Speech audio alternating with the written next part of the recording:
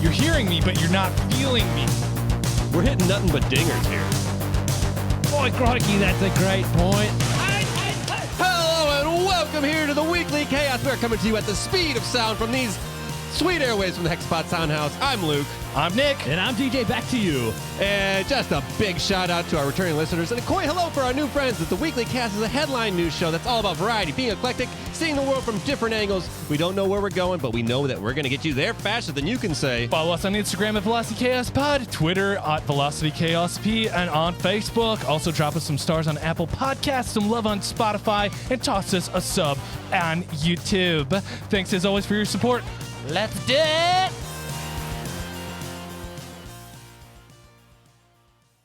It's time for the weekend box office report hosted by the Weekly Chaos. The weekend in question, March 17th through the 19th. Number 1, Shazam! Fury of the Gods takes a crapola with a bite-sized $30.5 million opening weekend. That's under its already meager projection of $35 million. The DCU needs a hero. Number 2, Scream 6 guts out another $17.5 million to continue its rampage towards the $100 million mark. Through 2 weeks in North America, it's collected $76 million. Number 3, Creed 3 continues a world-class combo with another $15.3 million. Through 3 impressive rounds, this picture has grossed $127.7 million. Number 4, 65 avoids extinction in week 2 with $5.8 million, keeping the prehistoric Adam Driver vehicle in the top 5. Cumulative to date is $22.4 million. And number 5, Ant-Man and the Wasp: Quantumania gives a heroic effort to earn another $4 million and slump across the $200 million mark. Anyone else feeling marvelously fatigued? Top 6 through 10. Here we go. Cocaine Bear, $3.8 million over the weekend, bringing its cumulative $58.4 million across 4 weeks. Jesus Revolution, $3.5 million. That brings its total to $45.5 million across 4 weeks. Champions, $3.3 million, brings its cumulative to $10.5 million over 2 weeks. I think it's a Woody Harrelson movie about basketball. I finally figured it out. I just saw an image. Can't jump. Back to the court. Avatar: The Way of the Water, $1.9 million. Bringing its cumulative North American total to $678.1 million across 14 weeks. And Puss in Boots: The Last Wish, another $1.5 million to bring its cumulative North American to $182.5 million. That's 13-week total. And some honorable mentions for you guys. This must be my favorite movie recently. Everything Everywhere All at Once just comes in 11th place. It just bounced right back up almost into the top 10 again over the weekend and banks another $1.2 million. That's definitely due to its Oscar win, winning Best Picture, winning Best Director, Best Screenplay. It's all baked in there. And then finally, the other film, Moving On, is the latest team up between Jane Fonda and Lily Tomlin. They also had 80 for Brady at the top of the year. So they just must have found their groove and keep making money. It's just, They've done a Netflix show at this point. They've done 80 for Brady. And now, they just keep making these independent films. It did like $737,000 at the box office over the weekend. So Jane Fonda and Lily Tomlin, they got some cash in that pair. All right, let's get into it here on the Weekly Chaos. I want to keep this one short and sweet, talking about short and sweet video games. Yes. There's been so many video games that are way too long, like God of War, Ragnarok, and Elden Ring. Those, to complete those, it's about 25 and a half hours for God of War, 55 and a half for Elden Ring. So people are spending a lot of time on these video games. So that's why this Brazilian game company, they're pushing a new take on gaming. Flux Games, they're rolling out a new label called Short and Sweet, promoting games for console and PC that can be completed in as little as 2 to 4 hours. So that different change on it. They're starting off with one player, 2 character game called Mirrored Souls and a delivery game called Food Boy. So just these, you could finish in about 3 hours, sit down. You don't have to worry about spending an entire weekend finishing or, multiple months. You can do this in an afternoon if you really want to. Their issue is trying to figure out a price point for these, getting it like, how could we charge, reasonably a reasonable amount while keeping it, letting people know that they're going to spend that much time playing this game. But there is replayability, like the game Portal. That's a game that takes 3 hours to get through, but that's a beloved game. So I think they do have a chance at trying to hit this market of short, quick games. I think this is a great idea. I think there's definitely a market for it, and maybe there's a different price point. Again, where some people just don't feel like grabbing a $70 video game because they know, like Ragnarok. Okay, you just told me 25 hours. I was going to play that game, but now that seems like a big investment. Yeah, you're like clawing up the mountain just to finish it. I mean, if you can go bang out a video game like it is a movie on a Saturday, Right. you're like, oh, I feel like I knocked it out. And if it's a playable game, like it's repeatable, that's what makes it fun. So It's kind of like with Totally. movies. Not every movie needs 2 hours. 80 minutes is solid for certain action or genre films. It's got to be the same way for video games. So I'm actually interested in this, and I would follow it. I'd pay $15 for a really tight, solid 4-hour game. Some of these Flash games online that have great stories, it's a 30-minute play, and I was like, wow, that was a really great story. So constraints sometimes can create a lot of value. Definitely. for sure. Nice. I can do some video games as well. I just found out that Subway Surfers, which is the mobile app downloadable mobile app game, just crossed 4 billion downloads worldwide. So it's up there in one of the most downloaded games at this point, and that's exciting. I don't know. I never really got the whole like endless play out games, the high score games, where you just can keep going and going and going and going and going. I don't know. Arcade never really appealed to me. I do actually like to have a complete story, but not to say that it doesn't have its place. Clearly, 4 billion downloads is edification that this game has legs. And they have about, I think it was like 157 monthly users on the game. So like a lot of activity month in, month out. And but it's on 4 billion devices worldwide. That is insane just to think. Like, there's, 8 billion people in the world. So I guess you have to think half the people in the world have this game, but it's probably just multiple devices over and over. Like someone uses up their or loses their phone or gets a new phone, they download it. Still, I guess it's still a cool, amazing metric for this game. Just any game really, to say you have 4 billion people or 4 billion at least interactions. Even so, that's like you get that number sometimes listening to songs on YouTube. Like you might see that number, but for a game to have that, I think that's crazy. Yeah, I was gonna say you're keeping it on all your burner phones when you're going to Bora Bora and Ecuador and back, But I know you said it's not one of those quest games. It's not a story, but having those games that you can kind of putz through, like on a plane or while you're traveling in the bus stop, something you pick up and put down really fast.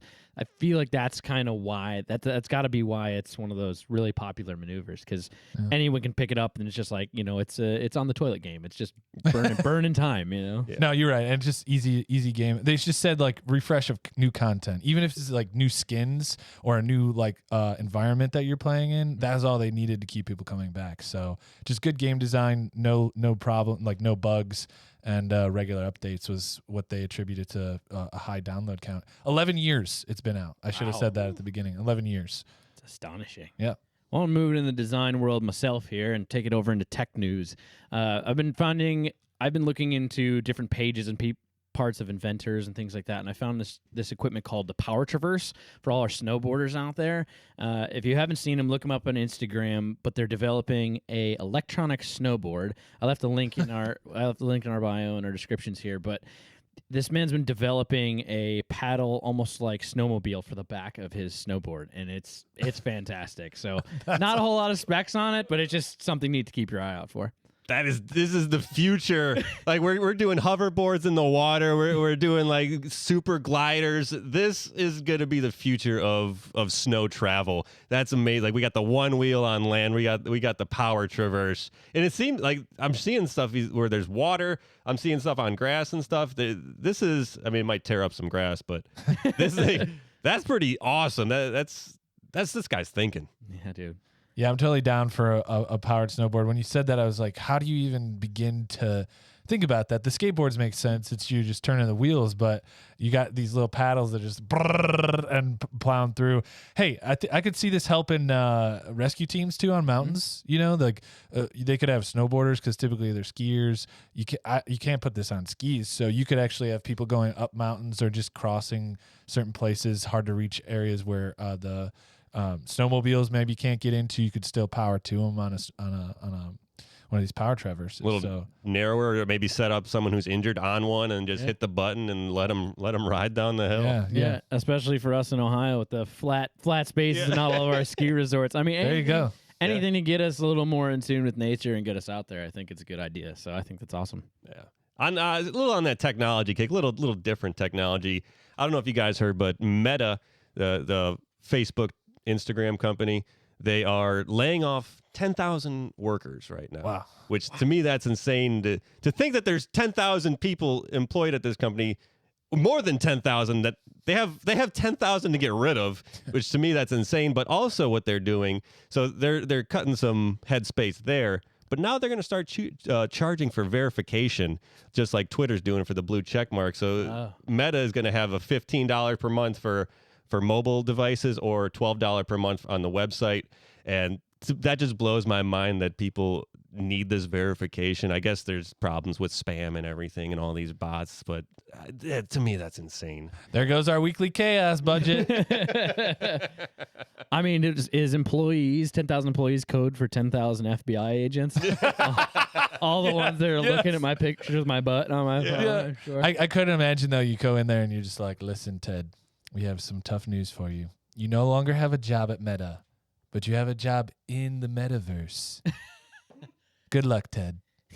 Here's Like, your opening get 'em. salary. You know what I mean? Like, that was probably it. Where am I going to be staying here? No. Oh, that's dope. But they are saying that for verification, you got to be 18 years or older and have government ID. So there's some backing to this. So How old? Sorry? 18, at least 18. Okay, wow.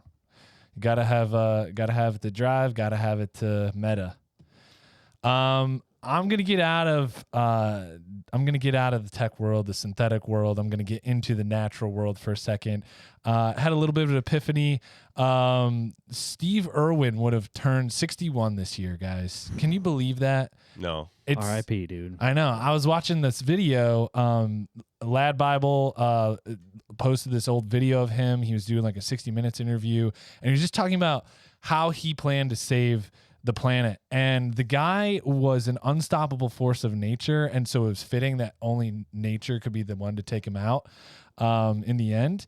And looking back at him, and I just realized the imprint he had on my childhood and the passion for the planet. He was just talking about what he would do if and money's great. I can't get enough money. And you know what I'm going to do with it? I'm going to buy wilderness areas with it. Every single cent I get goes straight into conservation. And he was saying, and guess what, Charles? I don't give a rip whose money it is, mate. I'll use it and I'll spend it by buying land.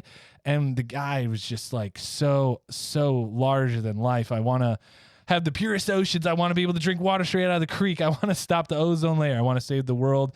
And there's one other quote in here. Let me find it. What good is a fast car, a flash house, and a gold-plated dunny to me? Absolutely no good at all. And so I had to look it up. You guys know what a dunny is? Nope.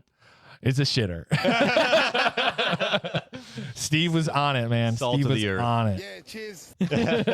Steve Irwin, one of those people, maybe he was possibly the greatest salesman ever, just selling me from being a child. Like you said, growing up, he was an inspiration to you, just being out in the wilderness, but someone that was able to inspire people across the world into getting out into nature, being a better person, treating the environment better.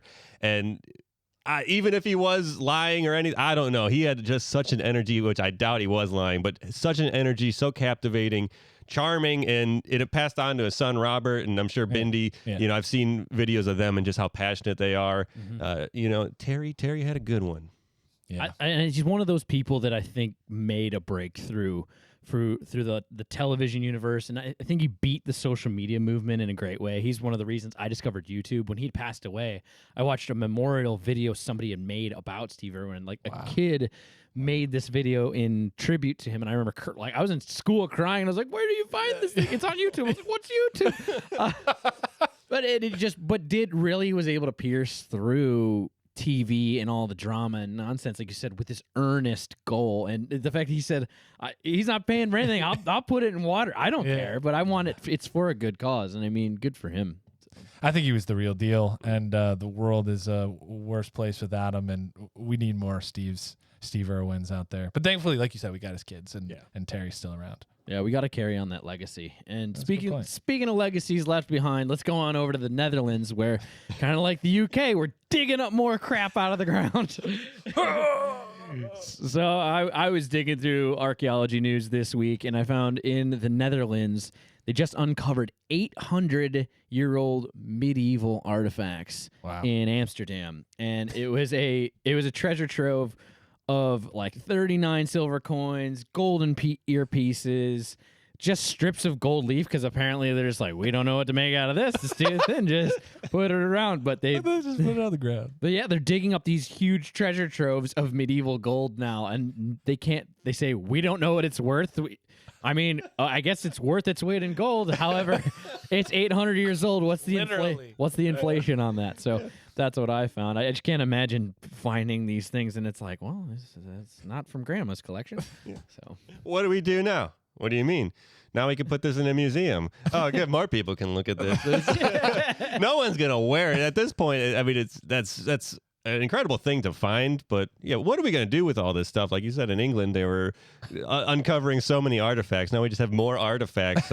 Melt it down. Start smelting, melting, all that good stuff. You know what it was? It was some like Cornell like graduate student like over there for spring break just dropped like too much acid. It was just like, oh, dig China, just like digging a hole in Amsterdam, hits a crate, opens it up, and just I just found like the Queen's jewels. at some point they're gonna have so many artifacts that instead of museums, they're just gonna turn into Walmarts, and you just get to go buy, and it's chic to buy cheap crap on Amazon instead, and that's gonna be more expensive than just getting raw gold from the medieval times. Yeah, we've gone from art to NFTs, now to artifacts. Artifacts are going to be the new commodity for rich people. Fungible tokens. Yeah, very fungible. Non-fungible. All right, let's move into the sports world here. Disc Golf Pro Tour on blast. No, they're on high right now. Just finished up the Open at Austin. It was not a tournament that was well liked by many of the pro players, just because it was on a golf course, and it has not been on the tour before, so this is the first year at the Open at Austin, and it's a weird course with a lot of manufactured out of bounds, so that's people didn't like that. But this week at the Open at Austin, the tightness and closeness of the competition was insane. Like I don't even know how it was. Like within the last 3 holes, 9 people were vying for winning. Okay, like that's how close. So I like watching it as a spectator. I enjoy that thoroughly. Gannon Burr won from the chase card. He's just like just graduated. He finished school early so he could focus on disc golf, and he's one of the top 5 players in the world. Wow. So this 18-year-old is crushing it like against these, up to 40-year-old people that have been doing it for 20 years. It's just insane. And then Paige Spears, 5-time world champion, she won it in the women's division. Wow. And one thing Waco Annual Charity Open last week it's a wooded technical course, and Kyle Klein and the MPO won from the chase card as well. And I think they said it's the first time that 2 back-to-back tournaments, someone from the chase card won the tournament. What's the chase card? So you have the lead card to the top 4 people in the tournament, and then the chase card is 8 through 5. Oh, okay. So it's like a seating system. Yeah. Oh, okay, cool. Because they play 3 rounds, and so final day, or sometimes 4 or 5 depending on the tournament. But after 2 rounds, that person was 5th through 8th. But with how close these tournaments were, it's just like a toss-up of anyone who could have won. And it was awesome to watch. This is how it begins when the 18-year-olds start to play, because then it's a youthful sport where you can start expanding careers for like 10 years. You can get people in early. You can sign them to a deal. Agents can get involved, and then all of a sudden, you can milk that person for 10 years. I know that's like a terrible way of looking at it. No, that's the whole business, right? You get an athlete. I mean, the movie Air is coming out about Air Jordans and all that, and how they signed him before they knew who they were prospecting him, but it was also a risk because all the other major guys had their sponsorships at that point, so they were just trying to get in. And that's what's going to start happening in disc golf, just like people getting signed at 18, 17, 19. I don't know how they're going to manage the pro leagues, or if they're going to have youth leagues. But this is where it all starts. That's always fantastic too. It's like I love when athletes are chopping it up and it's controversial, not in a outside the sport drama way. Yeah. But I love when someone's like in racing. I love there's like somebody's a gritty player, someone's really clean. We like to have, like you said, you have the age gap difference, and then you got these angry old dudes who are like, who's this Tiger Woods type golfer coming in here? And then, I mean, just to have tight games, I mean, there's nothing more boring than watching an absolute blowout unless there's shenanigans. So I'd much rather go crack a couple chili ones with the Velocity Chaos boys and go watch a tight Frisbee golf game. So not to linger too much, but just to touch on that, like you guys talking about contracts. Yeah. And so this kid's 18 and he's actually in some controversy right now. So the company that he is with, Prodigy, he wants to bail out of the contract, and they are going into a lawsuit against him because he's bailing out early, but they weren't providing some stuff that they said. So it's only like 6 more months either way of him going on. But to talk about contracts, Simon Lizotte, one of the top players, he just signed a 10-year deal for $10 million, so $1 million a year. There it is. And Paul Macbeth has a similar deal, 10 years, $10 million, and Ricky Wysocki, he's actually a local guy from this area. Really? Yeah. Wow. Those are some of the top 3, 5, 10 players, like right there. Here we go. Here we go. Yeah, man. I'm gonna keep it in the sports world again, talking about blowouts, but the one I'm talking about is St. Louis Blues versus the Minnesota Wild, and it got chippy. Let me tell you, boys. Last Wednesday, the Minnesota Wild and the St. Louis Blues lined up for the game, and it ended in a 5-8. 5-8 win with Minnesota winning. This was not the highlight of the game, however. It got chippy when Jordan Binnington, formerly quiet goalie who won a Stanley Cup with the Blues, decided to punch Ryan Hartman in the face with his blocker after running into him. And you can watch the video. We'll leave the link. You can make the judgment call, but decided to punch one of their forwards in the face and turned into an absolute brawl on the ice across both teams, to the point where Marc-Andre Fleury, veteran goaltender, Stanley Cup winner, comes down to the other end of the ice trying to start a goalie fight with Jordan Binnington. And there hasn't been a proper goalie tilt in about, what has it been, like 2-3 years in the NHL? I'm jonesing from one. And, dude, the fans were booing the refs because they held them apart. Oh. Yeah. Hockey is dead. So, no, but it was super interesting, and there's a lot of controversy right now because they're saying they don't want goalie fights in the sport anymore because it's erupting in what we call bench clears, full brawls. The entire team on the ice is going at it, and it said it incites a lot. Once the goalies go, everyone goes. So most of the hockey fights I've seen, it's either just 2 guys going at it, or it becomes 5-on-5, and then the goalies will skate out and just chop it up a little bit, like that's good stuff. There used to be a gentleman's agreement. Maybe people are more worried these days that it's not that, but it's like, you're probably looking at the guy, you got his jersey, and you're like, all right, we're going to have to punch each other like twice, and then we can let go. Yeah, it was the agreement, right? Due diligence. But now people probably lawsuits and petty shit after that, and it's annoying. Because it was one of the few sports where it was, quote unquote, okay. And I think it still lives on, and being a hockey player myself and a lot of my fellow athletes, I think will agree that fighting is an integral part of the sport. You know what I mean? It's you go to the box you take your 2 minutes and then you get back out when you're bad. You know what I mean? Mm-hmm. So letting goalies have it from time to time, I think is a good thing. I think that's where, if rookies kind of get out of hand with it and try to throw when they shouldn't, it's always been kind of the veterans keep them in line. There's always brawlers. So especially with goaltenders, I mean, Jordan Binnington has not been in the league as long as Marc-Andre Fleury. And if Marc-Andre Fleury wants to fight you, well, you say yes, please, sir, and can I have some more? Yeah, you need to honor him with that fight because we don't know how many years he's got left in the show, boys. So let him have it. I mean, I'm a goalie. I'm itching for one all the time. That's what I say. DJ, back to you, would know more than anyone right now. Go watch the movie Goon if you haven't watched it. Like that showed me that fights in hockey, it's a respect thing. Mm-hmm. It's there's nothing. Yeah, I mean it does kind of look dirty, but it's something. It's a pride thing, pride and respect. Most definitely. Yeah. All right. Well, I mean, keep us posted on if you see any goalie fights because we want to see those clips. I would love to see that actually. And my first and only hockey game was Minnesota Wild with you, buddy. Dude. With you. It was a great time. But no, gonna wrap up the show today in sports.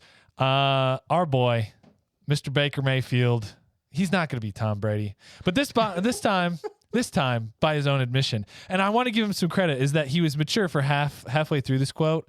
And then he just went back to old school Baker where he's like, listen, I'm never going to be Tom Brady. There's a reason why he's won so many Super Bowls. He's the greatest of all time. There's no doubt about that. I'm not going to try to be Tom. And I'm like, all right, finally Baker turning the corner. He's maturing. He's getting to the point where he's like, and he's also smart where he's like, I'm on a new team. I get a fresh start from day one and from the new season. I can just lower the bar and I can throw over it. Right. And then he goes, I'm going to be me. That's what's gotten me to this point. We're going to do it differently. And I'm like, Bake, you almost had it, buddy. You almost had it. I know I'm pissing you off. You ready to go? I'm ready to go. No, you're not ready to go. It's Sunday Night Football, and I'm Baker Mayfield, and I'm the greatest ever, and I'm going to SmackDown. Tonight, Tom Brady's going down. Yeah, Bake, get it, man. If you want, dude, run your ego. At this point, you've ran through how many teams? Let's go. It's your used goods, buddy. So, yeah, blow them away while you got the chance still, pal. You're still in the show. Keep getting it. Shake and bake. Shake and bake. I thought you were gonna hit us with I'm not Tom Brady. I'm not gonna be that good. I'm gonna be better than Tom Brady. I'm coming at you with everything. What do you win 7? I'm gonna win 8, 9, 10 Super Bowls. You doubting me? That just makes me stronger. No, hey, honestly, I actually think it would be really good for everybody if Baker Mayfield did okay in Tampa Bay. One, it'd be good for that team because they had fill a big gap there. It's probably good to find somebody with moxie to try to step in. Tom Brady broke some records in his last season, but he still was aging out at the ripe old age of 45. But look, I wish him all the best, and it's a good team down there, a good fan base. So I hope it works out in the long term. It's just going to make the South like a little bit stronger. So yeah. Maybe he can get some tips from Tom Brady. My complaint with Baker Mayfield, he can't do a short little, nice little dink and dunk. That's all he needs to do. What did Tom Brady win 6, 7 Super Bowls? Reading the pitch, buddy. Just little doohickeys.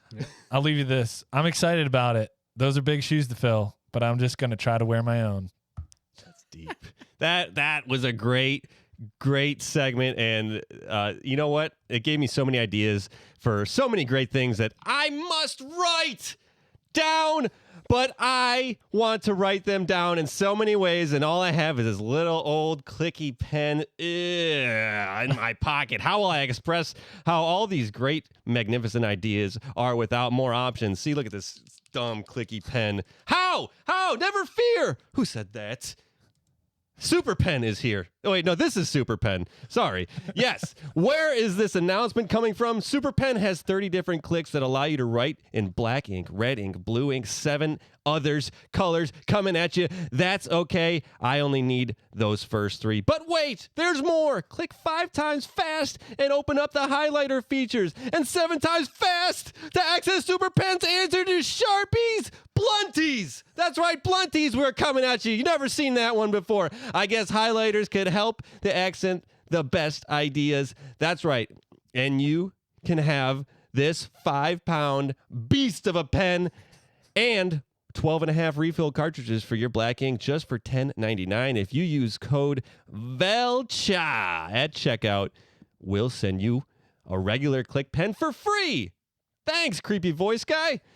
This is not an actual product, service, or idea, just in case you thought it was. It's not. If there is something out there with the same name or are unaware and have no affiliation, offer no judgment in the actual product, service, or idea. All right, fellas. It wouldn't be a weekly chaos without a clickbait headline. Oh, why don't you give it? Yeah, one of those. How many clicks was it to start? He was clicking a lot. This week's clickbait headline: Iowa drivers get gassy. Where do you think we're going with this one, fellas? Where do you think we're going? I actually saw this one. So it was like a backup. We're talking 8, 9, 10 hours that snowstorm came in. Just a backup of cars. And the problem was, where are you going to go to the bathroom? So there was just an immeasurable number of people who just crapped in their car. So it was getting a little gassy, stanky, and just car shit. Man, it's hard to imagine it being anything other than that. But for me, Iowa drivers get gassy. I'm gonna say same thing. Snowstorm came in, and people were just hauling around gas in their cars, like an extra 5 gallons, and A couple cars, people unfortunately became asphyxiated. They survived though, and a couple cars blew up just from the extra gas being in there and it getting too warm when they turned on the heaters. And just some people, like my wife, it's like 85 degrees in the car. That'll for sure blow up a gasoline, right? Oh yeah, it would definitely get steamy. And I bet you the drivers in Des Moines wish that happened because it wasn't so pleasant. It wasn't so silly, and it wasn't just a backup. It was a backup in a different way. But 2 cars actually got into a collision in West Des Moines at 2 in the afternoon, and one of the cars careened off the other one and crashed in another house, busting gas lines loose. Oh God! I want to do the clickbait highlight because this is an opening to one based of our on a movie true pitches. story. Yeah, one of our boat segments for sure. So yeah, I can't. God, that's like the worst case scenario. Like the whole neighborhood's just running for the hills. Did one of them turn into a superhero? Yeah, probably. Gas man. I'll tell you what, if they lit a cigarette, they probably would have flew. What is your weakness, gas man? Matches. It's like Zoolander gas fight. What is your strength? Nothing. I'm a gaseous substance. Literally have no strength. A strong wind. Oh no. No. Don't be a hero, mate. You look after your mates, and your mates will always look after you. Yeah, cheers. All right, let's blow us down to Australia for our Aussie news segment. I have one. Teacher making headlines. You might know him as Sydney history teacher Matthew Farley, but alas, after the twisted and provocative things that he did after school caused him to have to leave Australia, and now Matthew is living under a different name in a different country. But we have been keeping track on him, as you should. He now goes by the name Grayson Waller, a professional wrestler currently living his dream of wrestling in the WWE. That's right. So Waller, he's currently a heel in WWE's. I don't want to say developmental. It's NXT, so it's not their main 2 brands of Raw and SmackDown. They're just as good, right? Like they're good wrestlers, but they just have a different vibe. But he's a smooth mover in the ring, too. He's pulling off these maneuvers that some other people just don't put together. And I saw him.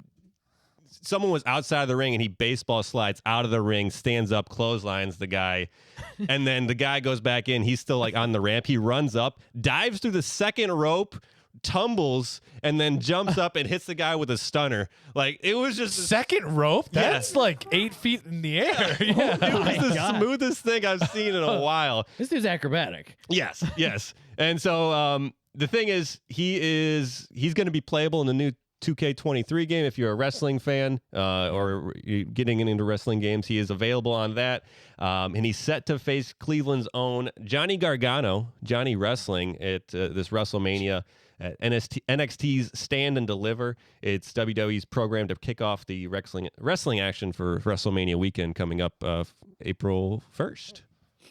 So he's Grayson Waller. Grayson Waller. Did I say Waller. Walker? My bad. Waller. Grayson Waller. No, I think you said it right. He does the beer in the boot thing. Yeah. Is that his signature move? Wait, he's going after Johnny Wrestling. We got Johnny Football, Johnny Wrestling. We have Johnny Cheese Stick next. Like Johnny Cheese Stick. I like that guy. He's my favorite. All right, Waller. Cool. Hey, I'm down for that. And he goes full Aussie on it and everything. Oh, yeah. He's bad guy. Bad Australian. Yeah, dude. Represent, dude. Not many Australian wrestlers that make it to this level. So he's someone that other kids that maybe getting into it can look up to and like, hey, we can do it from here, this neck of the woods. I like it. And that just goes to show you that in life, keep chasing your dream, no matter what it might be. It might be being a Subway surfer. It might be being a wrestling superstar, headlining. No, not headlining yet, but soon. Maybe we'll see him headlining WrestleMania. It could be to be the replacement to Tom Brady. That could be your dream. And the way you're going to get there, you might be traversing on a sweet snowboard that's going to take you across the flat plains without having to push. We've solved that issue. That's issue solved. And as long as you're loving nature, you're loving the world, everything around you, Steve Irwin's going to be smiling down on you, having a good time, because you just got to keep it short and sweet. You got to move on. You can't take too long unless you're working on the things that you're working on and you're done with high school. You're done. You just want to be a professional disc golfer, slinging discs and finding medieval treasure. Those are your two passions in life. And if it all comes down to it and someone's stopping you from getting there, you skate on up to them and you punch them right in the teeth. That's what I got to say about it. Anyone standing in your way, you don't let them, because that's it's going to get gassy.